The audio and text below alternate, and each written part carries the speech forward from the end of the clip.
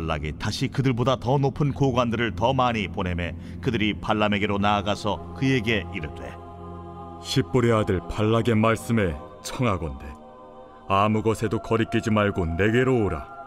내가 그대를 높여 크게 존귀하게 하고 그대가 내게 말하는 것은 무엇이든지 시행하리니 청하건대 와서 나를 위하여 이 백성을 저주하라 하시도이다.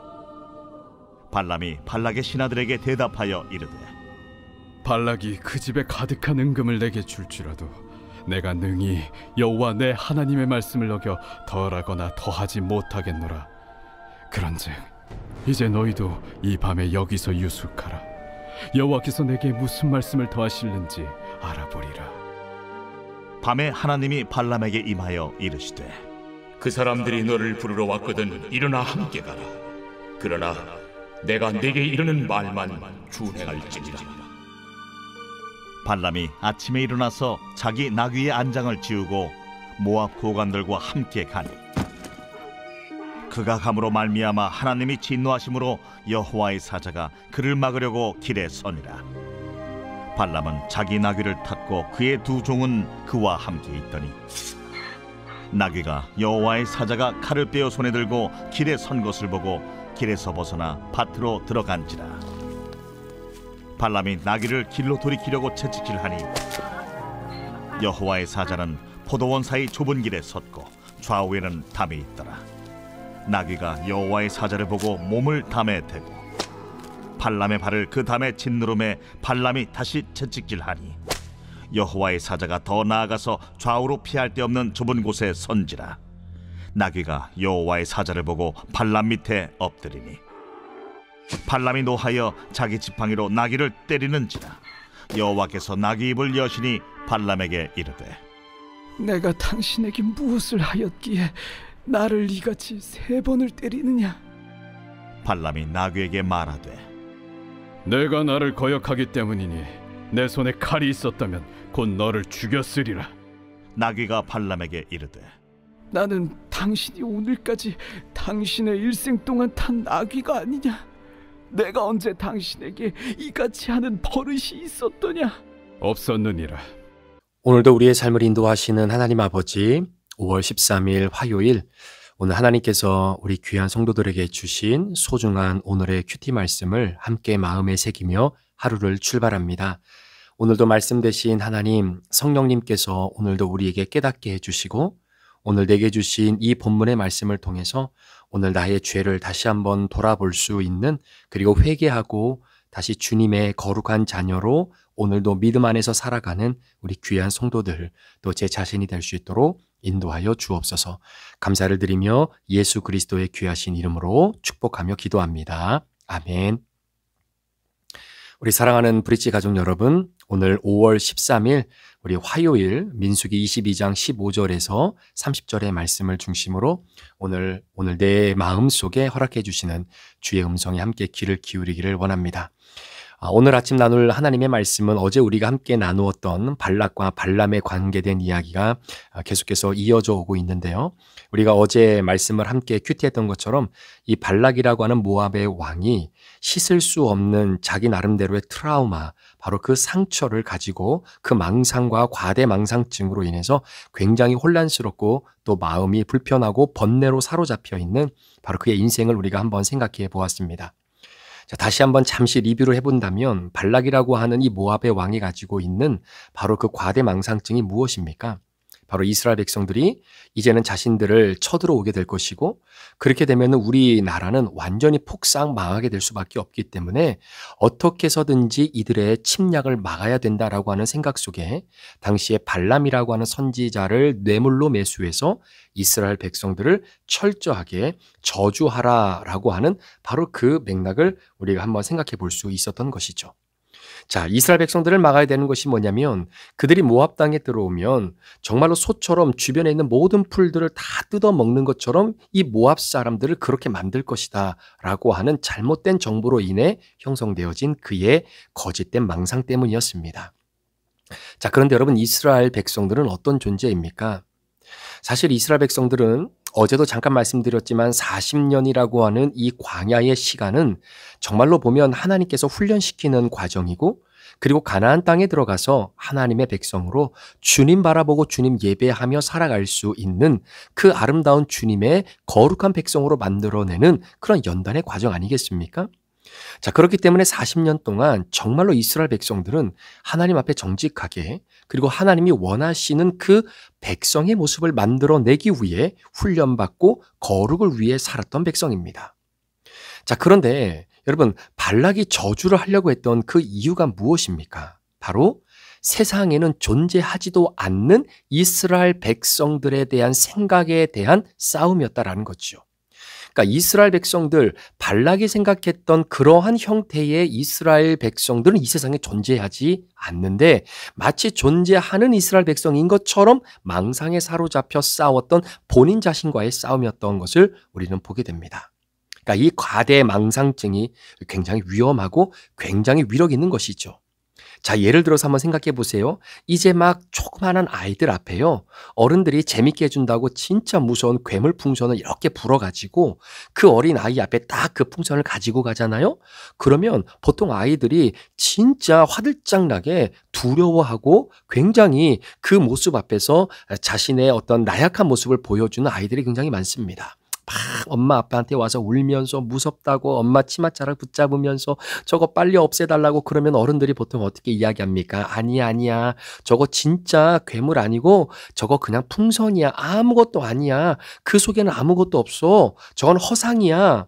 이렇게 이야기를 해주잖아요. 그러니까 아이들의 눈앞에 있는 이 풍선, 굉장히 무섭게 보이고 두려워 보이는 존재이지만 아까도 말씀드렸지만 그건 허상입니다. 그 안에는 아무것도 없어요.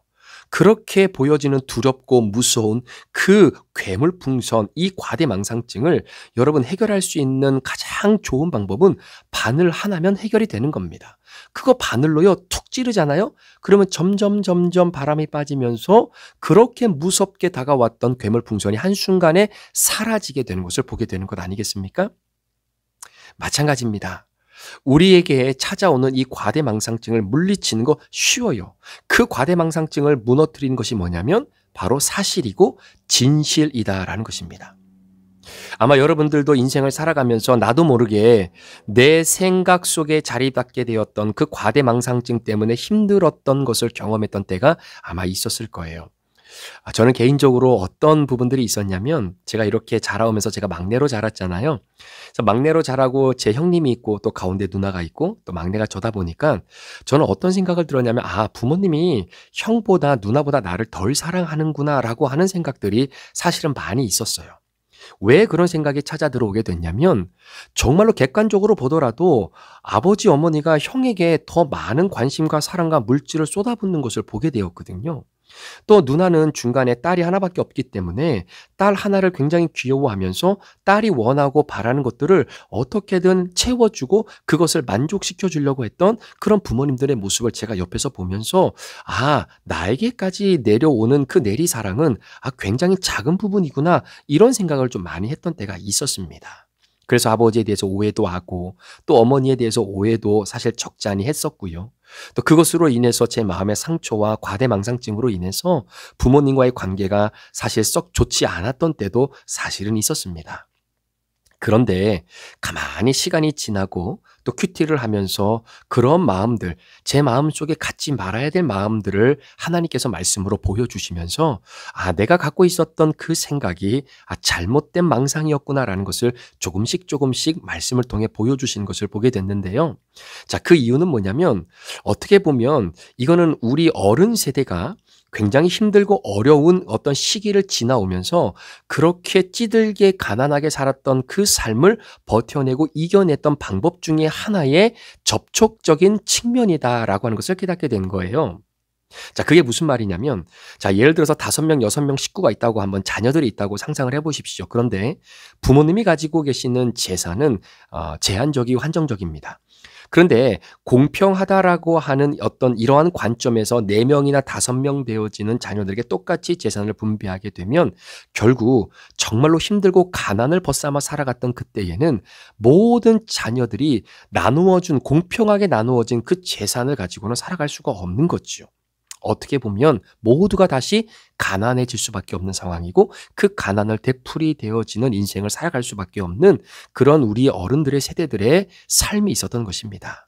자, 그렇기 때문에 보통 부모님들은 가난의 수렁에서 더 이상 우리가 빠져나오고 이 가난의 저주가 가계에 대대로 흐르지 않고 내 대에서, 내 세대에서 이것을 끊어내야 되겠다라고 생각했을 때 선택하는 것이 뭐냐면 보통 장남이나 장녀에게 더 많은 재산을 주고 네가 이 재산을 가지고 열심히 일하고 공부해서 네가 성공함으로 말미암아 네 동생들을 잘 챙겨야 된다라고 하는 어떤 가난의 수렁을 벗어나고자 하는 선택적인 측면에서의 이러한 부분들이 있었다라는 것이죠. 가만히 생각해 보니까 저도 그런 부분이 부모님에게 더 많지 않았을까라고 하는 생각이 조금씩 들면서 부모님에 대한 서운한 마음들을 정리할 수 있었던 그런 시간들이 사실은 제게도 있었거든요. 자, 망상이라고 하는 것에 빠져 있었던 이 발락이라고 하는 사람, 또 이 발람이라고 하는 선지자. 자, 이들의 마음속에 있었던 이 이스라엘 백성들에 대한 망상의 바람이 점점 빠지기 시작을 하는 겁니다. 자, 망상이라고 하는 허상을 봤어요. 자, 그런데 이 망상의 허상을 우리가 무너뜨릴 수 있는 것은 바로 진실을 경험하게 되면 되는 겁니다. 사실이 무엇인지를 알면 되는 것입니다. 자, 그래서 우리에게 있어서 없어야 되는 이 과대망상증을 우리가 무너뜨릴 수 있는 가장 중요한 바로 바늘과도 같은 도구가 뭐냐면 하나님의 진실된 말씀이다라는 것이죠. 다른 것은 다 거두절미하고 말씀의 진리와 그 진실함과 객관성인 그 진리인 말씀이 나에게 어떻게 말씀해주고 있는지, 내가 그 사람에 대해서, 그 마음에 대해서 말씀이 나에게 어떻게 비춰주고 있는지를 잘 보면 우리 안에 있는 허망한 이런 과대망상증은 쉽게 사라질 수 있다라고 하는 사실입니다. 따라서 진실과 이 진리의 바늘만 있으면 과대망상증으로 힘들어하는 사람들이 결국은 그것이 바람이 새서 결국은 무너지면서 회복되고 건강될 수 있는 것 아니겠습니까? 자, 그런데 이러한 관점에서 오늘 본문의 말씀을 보면 여러분, 발람의 생각이 이 망상으로 사로잡혀 있지 않습니까? 자, 그런데 이 망상을 깨트려서 정말로 다시 회복될 수만 있으면 참 좋았을 텐데 그 부분이 참 아쉬웠던 부분이 오늘 본문에 기록되어 있어요. 자, 특별히 발람이라고 하는 선지자를 한번 생각해 보십시오. 자, 이 발람은 발락 왕에 의해서 뇌물을 받고 이스라엘 백성들을 철저하게 저주해 주기를 원하는 그런 부탁을 받게 됩니다. 자, 그래서 이스라엘 백성들에 대한 소식을 들었겠죠. 아, 저 이스라엘 백성들은 지금 모압을 쳐들어오기 위한 그러한 전략을 짜고 있고 만약에 모압 왕이 길을 열어주게 되면 저들은 정말로 주변에 있는 풀들을 막 뜯어먹는 소같이 모압 사람들을 완전히 정말로 풍지박살을 내게 할 것이다 라고 하는 어떠한 잘못된 정보와 과대망상증의 영향을 발락이라고 하는 왕으로부터 받았을 거예요. 자, 그런 가운데에 잘못된 정보를 갖고 있는 그런 망상에 빠져 있었던 바로 그 발람이라고 하는 선지자. 자, 그래서 발락이 부탁합니다. 같이 가자고, 그들을 저주해 달라고. 그런데 발람이 뭐라고 이야기합니까? 하나님 앞에 기도하는 가운데 하나님이 말씀해 주시죠. 너희는 그 고관들과 함께 가지 마라. 네가 바라보고 있는 이스라엘 백성들은 저주와 받을 백성이 아니라 이미 내게 복을 받은 백성이다 라고 하나님께서 뭘 말씀해 주신 거예요? 이스라엘 백성들의 정체성에 대한 진실을 말씀해 주신 겁니다. 사실을 말씀해 준 겁니다. 발람아, 네가 발락이라고 하는 왕과 고관으로부터 들었던 이스라엘 백성들에 대한 그 평가 너 잘못 들은 거야. 그런 백성들이 아니야. 따라서 내가 너에게 이 백성에 대한 정확한 진리와 사실을 말해줄 테니까 잘 들어. 너 이 백성들 저주하면 안 돼. 저주받을 백성들이 아니야. 내 하나님으로부터 축복받은 백성들이야 라고 하나님이 말씀해 주셨어요. 이게 진실 아닙니까? 이게 사실 아닌가요? 자, 혹시 여러분 나홀로집이라고 하는 그 영화를 보신 적이 있을 거예요. 그 어린 주인공을 우리가 배경으로 했던 그 영화잖아요. 그런데 그 어린 주인공의 옆집에 누가 살았냐면 당시에 사람들의 입에서 입으로 전달된 한 가지 소문이 있었습니다. 그게 뭐냐면 바로 옆집에 살고 있는 그 할아버지가 살인자라는 거예요. 그러니까 얼마나 무섭겠습니까? 그래서 집에 혼자 남아 있었던 바로 이 조그만한 주인공, 나중에는요 이 할아버지를 보면 굉장히 두려운 마음, 또 걱정된 마음. 왜냐면 모든 식구들은 다 여행을 가고 그리고 홀로 집에 남아있게 되잖아요. 자, 그런 두려움 가운데에 옆집 할아버지가 야, 살인자다? 아니, 그 할아버지가 혹시 나도 죽이진 않을까? 그러니까 이런 두려움과 걱정이 있는 거지요. 그런데 여러분, 그 영화를 쭉 보면요. 맨 마지막에 나중에 보면 할아버지가 결국 이 집 안에 들어왔던 그 도둑들을 잡아주고 그리고 이 소년, 조그마한 어린아이를 도와주는 그런 구제해주는 역할을 바로 이 옆집에 있는 할아버지가 해주게 되는 겁니다.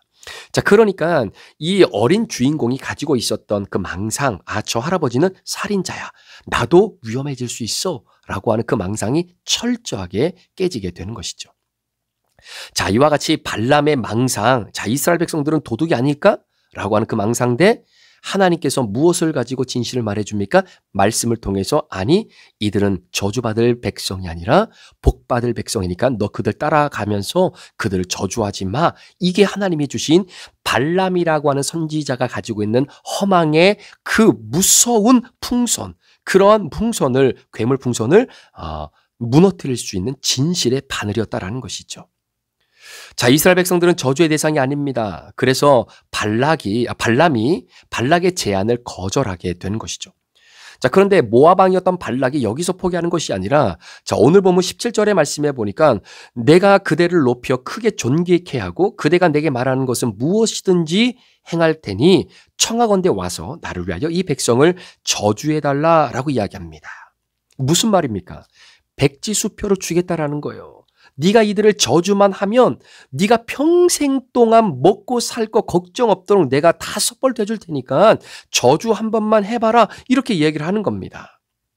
자, 그랬더니 18절 말씀에 발람이 발락의 신하들에게 대답하여 이르되 발락이 그 집에 가득한 은금을 내게 줄지라도 내게 백지수표 수만 장을 가지고 와도 내가 능히 여호와 내 하나님의 말씀을 어겨서 덜하거나 더하지 못하겠노라 이렇게 이야기를 해요. 자, 그런데 여러분 여기서 발람과 발락의 고관들의 대화가 여기서 끝났다면 얼마나 아름다운 모습이겠습니까? 얼마나 하나님이 발람이라고 하는 선지자를 축복하시고 그를 들어 사용하시겠어요?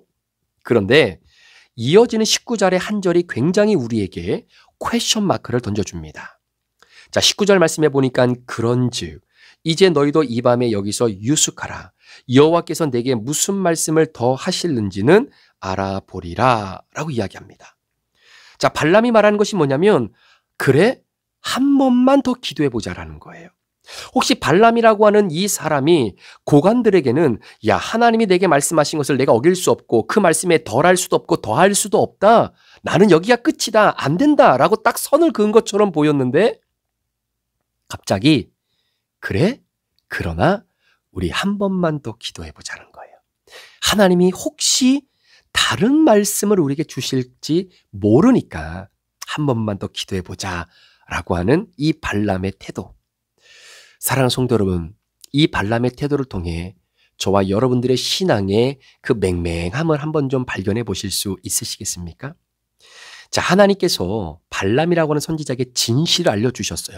진리를 말씀해 주셨어요. 괴물과도 같은 바로 그러한 망성의 풍선을 정말로 무력하게 완전히 소멸하게 될 수 있는 진실의 바늘, 사실의 바늘, 말씀의 바늘을 주셨단 말입니다. 그러면 끝난 거예요. 하나님이 진리를 가르쳐 주시고 말씀으로 말씀해 주셨으면 그게 끝인 겁니다. 더 하나님의 뜻을 알아보기 위해 기도할 필요가 없다라는 거예요. 자, 예를 들면 이런 겁니다. 제가 이렇게 목회를 하다 보면 청년들이나 아니면 이렇게 직장을 옮기시는 분들이 있어요.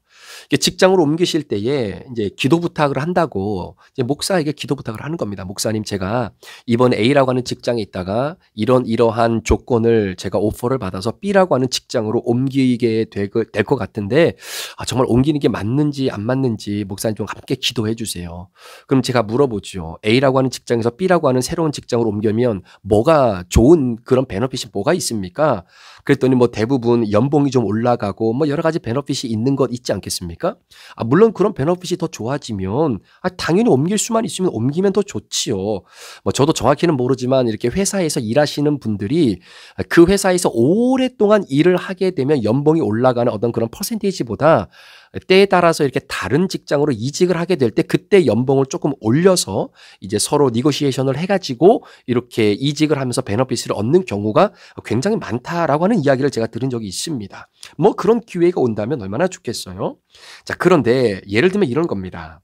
만약에 A라고 하는 직장에서 B라고 하는 직장으로 옮기게 되면 연봉도 2배로 받고 베너핏도 좋아지는데 문제는 가족을 한 달에 한 번밖에 보지 못하고 그리고 주일은 거의 지키지 못할 가능성이 너무나 많다라고 하는 거예요.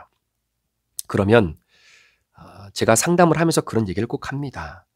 물론 좋은 조건이면서 정말로 좋은 그러한 진로를 열어내는 하나의 좋은 기회가 될 수도 있지만 그러나 성도님, 제가 생각하기에는 가족을 한 달에 한 번밖에 만나지 못한다라고 하는 것도 문제고 그리고 주의를 지킬 수 없는 직장이다라고 한다면 한 번쯤은 다시 한번 고민해 볼 필요가 있지 않겠습니까? 이유는 하나님을 믿고 구원받은 택자로 이 땅을 살아가는 저와 성도님은 돈보다 더 중요한 것이 있기 때문이 아니겠습니까? 그렇게 말씀을 드리고 함께 상담을 하다 보면 많은 분들이 그런 이야기를 해요. 맞아요. 목사님 말씀이 맞습니다. 내가 조금 돈을 덜 벌더라도 그래도 가족들과 함께 시간 보내고 또 가족들과 함께 예배도 드리고 또 주일날 가족들과 함께 나와서 하나님을 찬양하고 하나님을 섬기는 그게 더 중요하겠죠, 목사님? 알겠습니다. 그러면 제가 그렇게 생각을 하고 제가 그렇게 마음에 좀 결정을 해 보겠습니다. 여기에서 딱 끝나면 얼마나 하나님이 그 영혼을 축복해 주시겠습니까? 얼마나 하나님께서 그 가정에 물질의 은혜를 부어 주시겠어요? 하나님의 뜻대로 살아보겠다라고 하는데 그런데 그럼에도 불구하고 이런 말씀하시는 분도 있습니다. 맞아요. 목사님의 말씀이 맞고 그게 하나님이 원하시는 것인지 맞아요. 저도 잘 알겠습니다. 그런데 한 번 더 기도해 보겠습니다. 라고 하는 멘트예요. 마치 오늘 발람이 하나님께서 그들 저주하지 마. 그들은 복받는 백성이야. 그들은 내 백성이야. 네가 건들면 안 돼. 라고 진리를 말씀해 주셨어요. 허황된 정보가 틀렸다라는 것을 하나님이 말씀으로 말씀해 주셨어요. 그러면 거기서 끝나야 되는데 그래요? 알겠습니다. 그러나 우리 한 번 더 기도해 보십시다.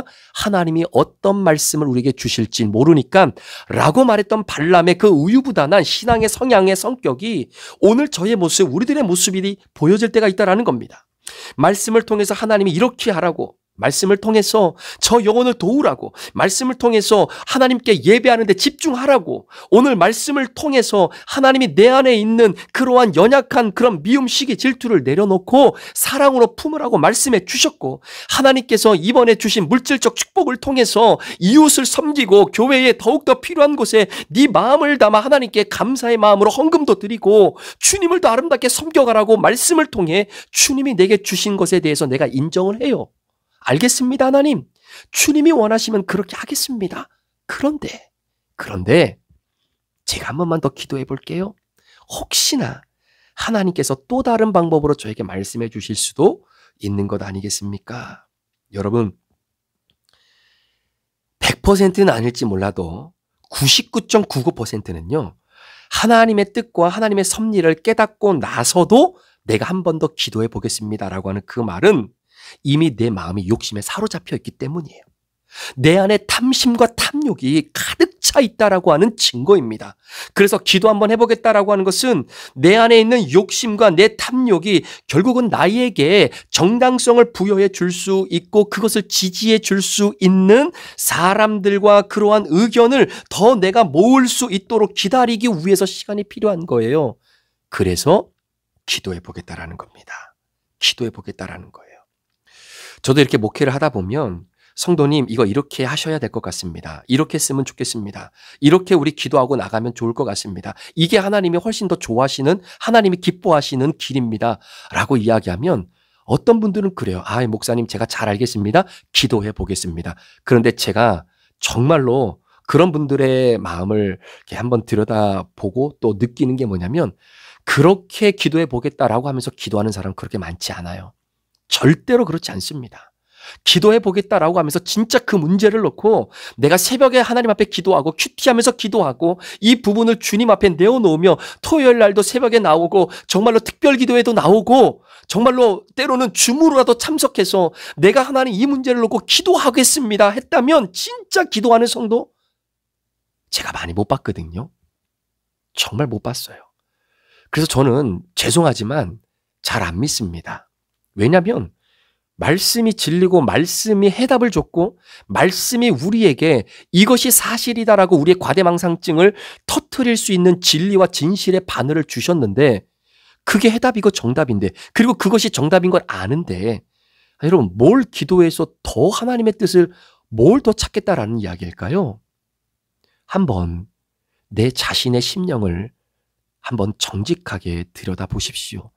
진짜 하나님의 확실한 증거를 더 얻기 위해 간절하게 금식하며 기도하는 그 시간이 필요해서 내가 하나님 앞에 기도해 보겠습니다 라고 말씀하시는 것인지 아니면 내 안에 있는 탐욕 그리고 내가 생각했던 선입관 이미 내가 머릿속에 가지고 있었던 나의 정욕과 이생의 자랑에 대한 그 모든 것들이 정당하게 인정받을 수 있는 시간을 더 벌기 위한 의견과 그런 사람들의 마음을 얻기 위해 시간이 필요해서 기도해 보겠다라고 하는 그러한 마치 앵무새의 반복처럼 그렇게 말씀하고 있는 것은 아니십니까? 여러분 기도해 보시겠습니다. 제가 기도해 보겠습니다. 그러면 진짜 기도해 보세요. 정말 기도해 보십시오. 무엇이 하나님이 말씀해 주시는 것인지 하나님께서 말씀으로 말씀해 주신 것을 내가 믿음으로 받고 그것이 진실이고 객관적 사실이고 그리고 그것이 내가 붙잡아야 할 살아야 하는 말씀이다라고 여러분의 심령 속에 하나님께서 그런 마음 주셨다면 여러분 기도하셔도 그 마음 그대로 역사하시는 것입니다. 왜? 하나님은 한 분이시기 때문이에요. 사랑하는 성도 여러분, 정말로 이 망상이라고 하는 것, 거짓 증거로 인해 형성되어지는 우리 마음속의 선입관 이것이 우리 안에 자리 잡으면 잡을수록 그것이 나의 신앙의 어떤 타락과 그리고 무너짐을 정말로 마치 브레이크가 없는 그런 자동차처럼 우리를 그렇게 이끌어가게 되는 것입니다. 그러니 소망하며 기도하기는 하나님께서 말씀으로 매일매일 우리에게 주시는 그 믿음의 양식의 말씀 그 말씀을 내가 믿음으로 받아들였다면 그 말씀이 내 안에서 진리로 자리 잡을 수 있도록 기도하십시오. 그 외에 하나님 내가 생각하고 있었던 정답하고 하나님이 오늘 큐티를 통해 내게 주시는 말씀의 정답하고 좀 달라요. 부담스러워요. 하나님이 주시는 이 정답을 내 것으로 삼기가 너무나 힘들어요. 그러니까 이거 말고 다른 정답 하나 주시면 안 될까요? 라고 하는 차원에서 오늘 발람이 기도 한번 해보십시다 라고 하는 그 실수 절대로 범하지 아니하는 저와 여러분 되기를 우리 구주 예수 그리스도의 이름으로 간절히 부탁드립니다. 기도하시겠습니다. 하나님, 우리 마음속에 확신이 들지 않을 때 기도하며 말씀을 통해 내게 주시는 주님의 진리의 말씀을 받을 수 있도록 도와주십시오. 내 생각이 하나님의 말씀보다 앞서서 내가 계획하고 준비했던 그 정답이 하나님이 말씀으로 내게 말씀해 주신 정답과 다르다고 해서 내가 발람처럼 한 번 더 기도해 봅시다. 또 다른 하나님의 뜻이 있을 줄 아오니 그 뜻이 무엇인지 한 번만 더 기도해 봅시다 라고 하나님 그 신앙의 맹맹한 우유부단한 우리의 성향과 성격을 내려놓고 말씀이 하시라고 하는 대로 순종하며 그 순종의 마음이 점점 더 굳어지고 하나님께 믿음으로 나아가도록 기도하는 우리 성도들 될 수 있도록 또 제 자신이 되도록 인도하여 주옵소서. 감사를 드리며 예수 그리스도의 존귀하신 이름으로 축복하며 기도합니다. 아멘.